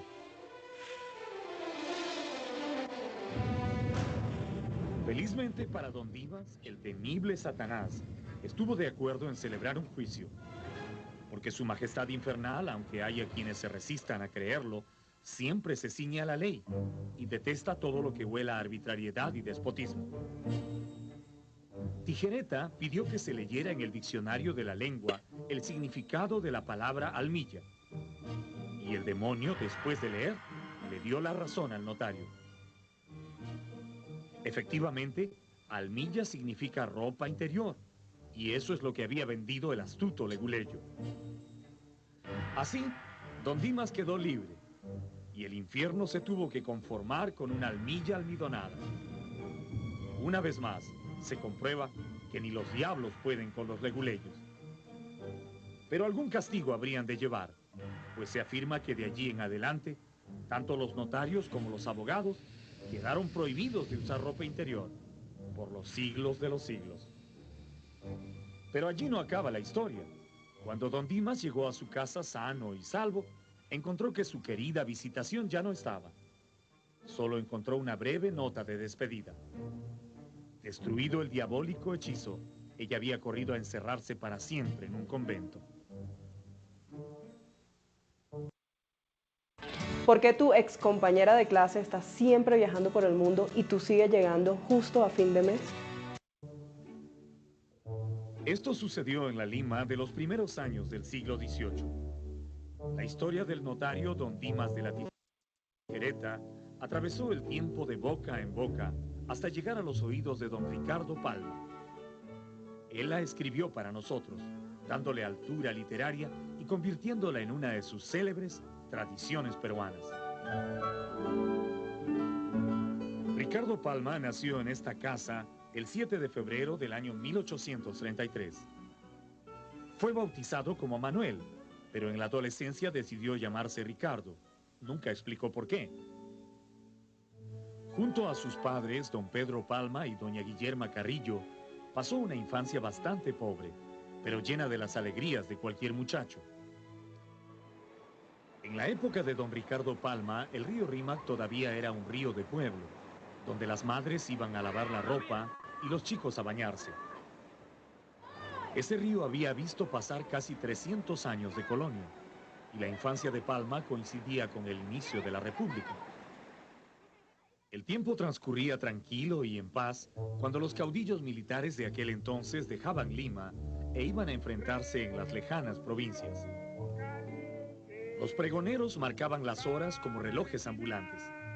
El día se abría a las 6 de la mañana con la lechera y terminaba, al menos para los niños, a las 8 de la noche, con el paso del heladero y el barquillero. La tisana que vendo yo. Palma estudió en los colegios de los profesores Orengo y Noel, muy reputados en Lima. Pero su mejor educación la recibió de los viejos memoriosos que contaban cuentos en los patios de las casas. A su casa llegaba siempre una anciana pariente que reunía a todos los muchachos del vecindario para contarles viejas historias de duendes, brujas, milagros y aparecidos. Muchos años después, Palma recordaba. La anciana contaba con tanto donaire que los granujas y mataperros la oíamos sin pestañear ni perder sílaba. Algunas veces las historias eran risueñas, llenas de humor irreverente, y otras veces producían pesadillas y malos sueños. Al terminar secundaria, ingresó en el convictorio de San Carlos, pero pronto lo abandonó, porque prefería la literatura, el periodismo y la bohemia. Sus primeros textos fueron satíricos y aparecieron en las más famosas revistas de humor de la época. En esos años pasó a formar parte de la primera generación literaria de nuestra república, una época a la que Palma la llamaría después la bohemia de mi tiempo. Los integrantes de la bohemia eran básicamente poetas, pero la poesía no les daba la popularidad deseada. Para los jóvenes románticos no había aplausos más codiciados que los obtenidos sobre el escenario teatral. El teatro era el espectáculo cultural de la época. Palma presentó 3 obras: La hermana del verdugo, La muerte o la libertad y Rodil. Años después, consciente de la escasa calidad literaria de sus obras teatrales, las llamó con su típico tono burlón Mis 3 monstruosidades o Mi pecado contra las letras. A los 20 años, Palma decide conocer el país y se hace a la mar, navegando durante 3 largos años por diferentes puertos de nuestra costa. Le gustaba el mar, pero el lema de los marineros, un amor en cada puerto, no era el suyo. Él más bien se embarcó para huir de un amor. Pero esta es otra historia, a la cual, como él solía decir, volveremos enseguida.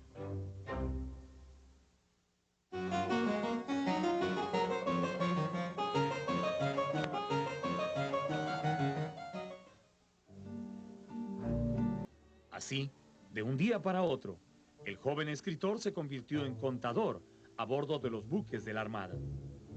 De esta manera, se alejó del Lima y del matrimonio. Felizmente, las heridas de amor sanan pronto en los jóvenes. Un buen día, Teresa se casó con otro, y Palma siguió navegando en los barcos de la marina, enamorado del mar y de los sitios que visitaba. En sus viajes, las naves se detenían largas temporadas en las Islas Guaneras o en alejados puertos donde casi no había nada que hacer. El joven contable comenzó entonces a llenar sus horas vacías con los libros de la nutrida biblioteca que solían llevar los barcos. Esas interminables horas de lectura lo convirtieron en uno de los mayores conocedores de los clásicos españoles.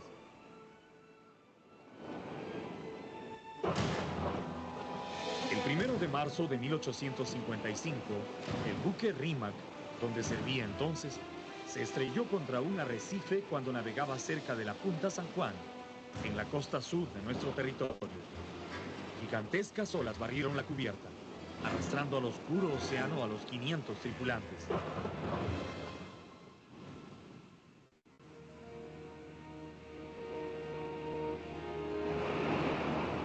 Doce hombres no lograron llegar a la orilla, pero felizmente Palma se contó entre los sobrevivientes. Como no habían poblaciones cercanas, los náufragos salieron del agua solo para enfrentarse con el interminable desierto. Palma recordaría después esas terribles horas, cuando tuvieron que caminar largas jornadas por los arenales, soportando la sed, el hambre y la fatiga. 66 de sus compañeros no lograron vencer el desierto, y los que vigorosos o afortunados lograron llegar a los poblados, más semejanza teníamos de espectros que de seres humanos, contaba don Ricardo Palma. Pocos meses después del naufragio, Palma deja la Armada para dedicarse íntegramente al periodismo y a la vida política. La lucha política de entonces era bastante confusa. Palma se integra al movimiento liberal dirigido por don José Gálvez Egusquiza y se involucra en una insurrección contra el gobierno del mariscal don Ramón Castilla. El levantamiento, que incluía un asalto a la casa de gobierno, fracasó rápidamente y Palma fue arrestado. Pero Castilla siempre fue benigno en sus represalias. En una época en que se fusilaba a los conspiradores, solo deportó a los cabecillas. José Gálvez viajó a Francia y Palma fue desterrado a Chile. Mira este trabajo, podría ser tuyo si haces lo que te cuento ahora. $3.000 al mes. Con los años, el escritor reconoció la generosidad del presidente Castilla, a quien por lo demás sentía muy cerca en el espíritu agudo y socarrón. En sus tradiciones peruanas, el libertador Castilla aparece muchas veces retratado en cuentos y anécdotas que muestran su carácter risueño y un tanto pícaro. Tal vez la historia de un cañoncito es una de las más célebres tradiciones que Palma dedicó al insigne presidente. Dicen que era el día del cumpleaños de don Ramón Castilla, y entre los muchos que acudieron a saludarlo, estuvo un joven y modesto orfebre, quien se acercó a su excelencia y en señal de afecto le obsequió un dije para el reloj. La joya era un diminuto y primoroso cañoncito, pero don Ramón la recibió como si fuera un objeto peligroso. No la quiso lucir de inmediato y ordenó a su edecán que la pusiera sobre la consola de su despacho, con orden expresa de que nadie lo tocara. Corrieron los días y el cañoncito permanecía sobre la consola, siendo motivo de curiosidad para los amigos del presidente, quien no se cansaba de pedirles que se alejaran de él. Caballeros, háganse a un lado, no hay que tocarlo. El cañoncito apunta, un día de estos hará fuego. No respondo de averías, advertía muy serio don Ramón. Al cabo de un mes, el cañoncito dejó la consola para ocupar finalmente su sitio entre los dijes que adornaban la cadena del reloj de su excelencia. Cuando los amigos preguntaron a qué se debía el cambio, Castilla explicaba sonriendo: señores, el cañoncito ya hizo fuego. Puntería baja, poca pólvora, ya no hay peligro. ¿Qué había sucedido realmente?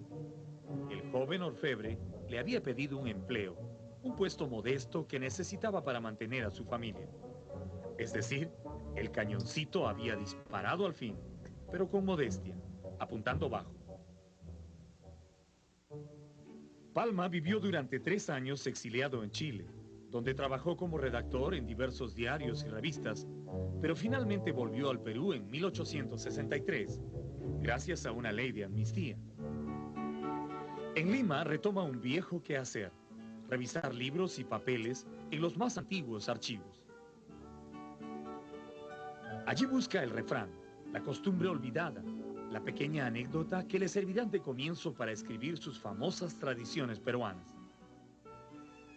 Precisamente buscando en esos archivos de convento, encontró anotado el número de azotes que recibió un campanero llamado Jorge Escóiquiz en el tiempo de la colonia. ¿Por qué un señor virrey mandó azotar con tanta crueldad a un simple campanero? Don Ricardo Palma responde a esa pregunta en otra de sus jocosas tradiciones, que nos pintan el siglo XVIII mejor que cualquier aburrido libro de historia.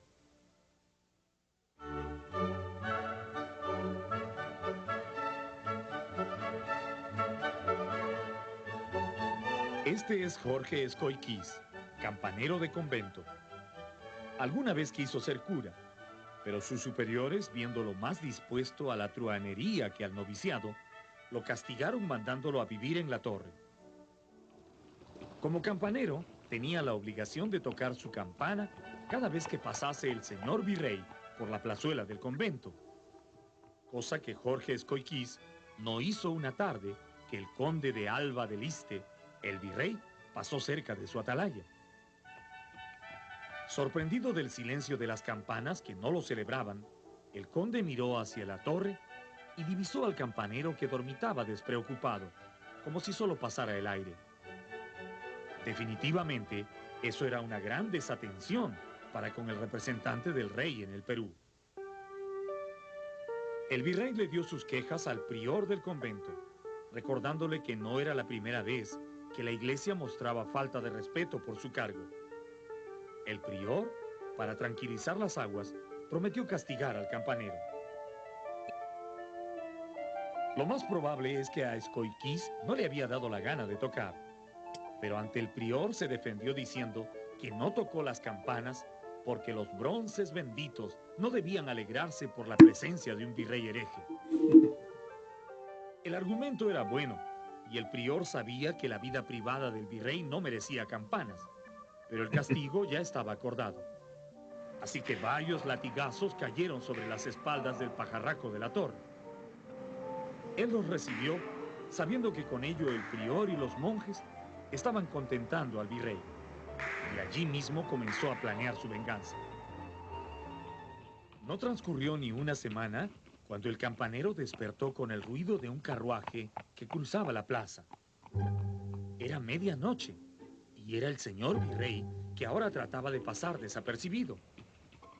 El campanero lo vio y de inmediato vinieron a su mente los rumores que decían que andaba en amores secretos con una anónima pero aristocrática dama. Entonces era cierto.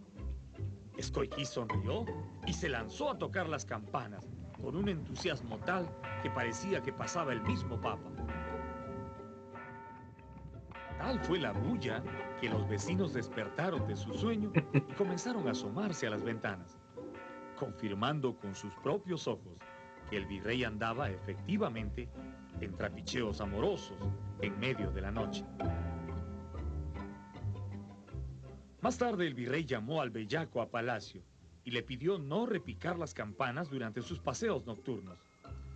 El campanero accedió, pero a cambio de un pequeño favorcito. Interceda a su excelencia, le dijo al virrey, para que el prior del convento me admita de nuevo en el noviciado. El representante del rey cumplió lo prometido, y así fue como el campanero Jorge Escoiquiz logró por fin bajar de la torre y pudo convertirse en cura. Palma termina la tradición del virrey hereje diciendo: y aquí hago punto y rubrico, sacando de esta conseja la siguiente moraleja, que no hay enemigo chico. Asentado en Lima, Palma continúa. De ahí nomás. Bueno, hemos visto varias de las tradiciones de Ricardo Palma. No solamente Don Dimas de la Tijereta, también la historia de un cañoncito, también esta tradición muy conocida.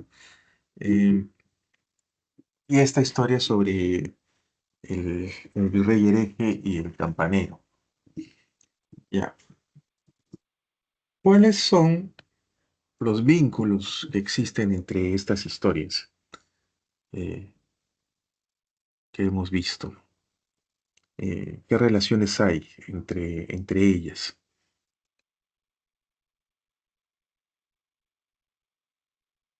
¿De qué manera están vinculadas?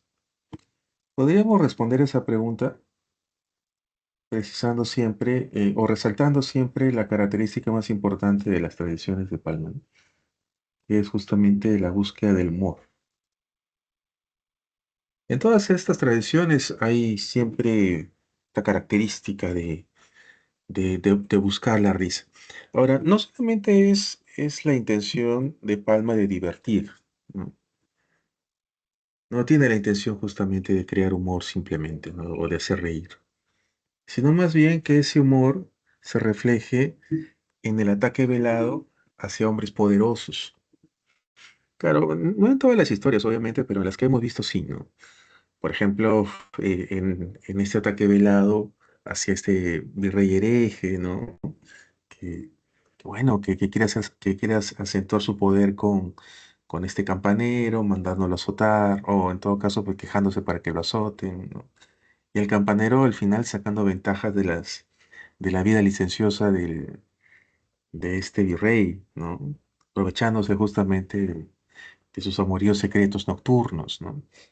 Entonces, eso es muy interesante, ¿no? O sea, los hombres poderosos en las historias de Palma no tienen el total control del poder, ¿no? Por momentos ven perdido ese poder por personajes que tienen aparentemente menos arraigo y menos poder que ellos. Y eso es algo parecido también en el caso de la historia de un cañoncito de- donde aparece el expresidente, ¿no? Ramón Castilla, ¿no? De aparentemente Castilla también es muy poderoso, muy fuerte. Hasta que le regalan este cañoncito y al final el cañoncito dispara y Castilla tiene que ceder también, ¿no? Ante un pedido. Y en la historia de Don Dimas de la Tijereta también se aprecia eso justamente, ¿no? El demonio, muy poderoso, quiere quitarle la almilla a un mortal, pero lo que no sabe el mortal es que este mortal, digo, lo que no sabe el diablo, lo que no sabe el diablo es que este mortal es un abogado muy astuto y que al final, pues el abogado o escribano, ¿no? Va a terminar siendo el que tenga más poder que el mismo diablo, ¿no? Porque va a beneficiarse de estar 3 años con visitación sin recibir castigo. Aunque claro, podríamos decir que efectivamente salió librado Don Dimas salió librado de no perder el alma, ¿no? Pero al final sí ve las consecuencias de todo ello para él, ¿no? O sea, va a su casa, ya visitación se ha liberado del hechizo del demonio, y entonces pues ya habiendo ocurrido eso, em, pues Don Dimas se queda solo. Y no solamente se queda solo Don Dimas, sino que no lo van a aceptar en ningún lado. Eso es algo que no hemos visto en la representación que hace un momento compartí, pero en la historia sí se cuenta eso, ¿no? Que cuando muere Don Dimas, no lo quieren en el infierno, no lo quieren en el cielo, y se queda rondando la tierra por mucho tiempo, ¿no? Como una especie de apestado, ¿no? Entonces, no todo fue bueno para Don Dimas, ¿no? Al final, los personajes tramposos en las tradiciones de Ricardo Pons siempre reciben su castigo, ¿no? Pero lo que sí se aprecia es eso, ¿no? Que justamente les decía en su momento, de que estos personajes poderosos como los virreyes, los presidentes o el mismo demonio, eh, no tienen el poder completo y son burlados por las astucias de personajes aparentemente menores y aparentemente pues inferiores, ¿no? Y esa justamente es el nacimiento del humor, ¿no? En Ricardo Palma, ¿no? El humor en Ricardo Palma se genera justamente en estas trampas, ¿no? Que aparecen en estos personajes, ¿no? Se aprecia justamente eso, ¿no? En esos personajes poderosos, ¿no? Pero bueno, no nos quedamos tampoco con la idea de que todas las tradiciones siempre son así, pero en las tradiciones donde aparecen personajes importantes, sí, o personajes poderosos, sí, ¿no? Se da justamente así el humor, la ironía, la burla, ¿no? Momento, la sátira, justamente, frente a personajes aparentemente todopoderosos. Y principalmente la cuestión anecdótica. Bueno, ahora sí llegamos al final. Nuevamente les voy a compartir las claves, ¿ya? Hay una cita de Ribagüero, no hay que olvidar La Palma es un nostálgico de la colonia, decía. María te decía, las tradiciones son una versión irreverente y sarcástica del pasado colonial. Entonces algunos lo vilipendiaban, algunos lo engrandecían también a Ricardo Palma. Como fuere, Palma ha quedado como un personaje muy importante pues dentro de nuestra literatura, ¿no? Ya está, ¿no? Ya se las había compartido. Me imagino que ya han tomado nota de eso. Los que no pudieron, bueno, nuevamente está mostrando las alternativas. Y nada más, ¿no? Ahora sí me despido y que tengan buen inicio de semana.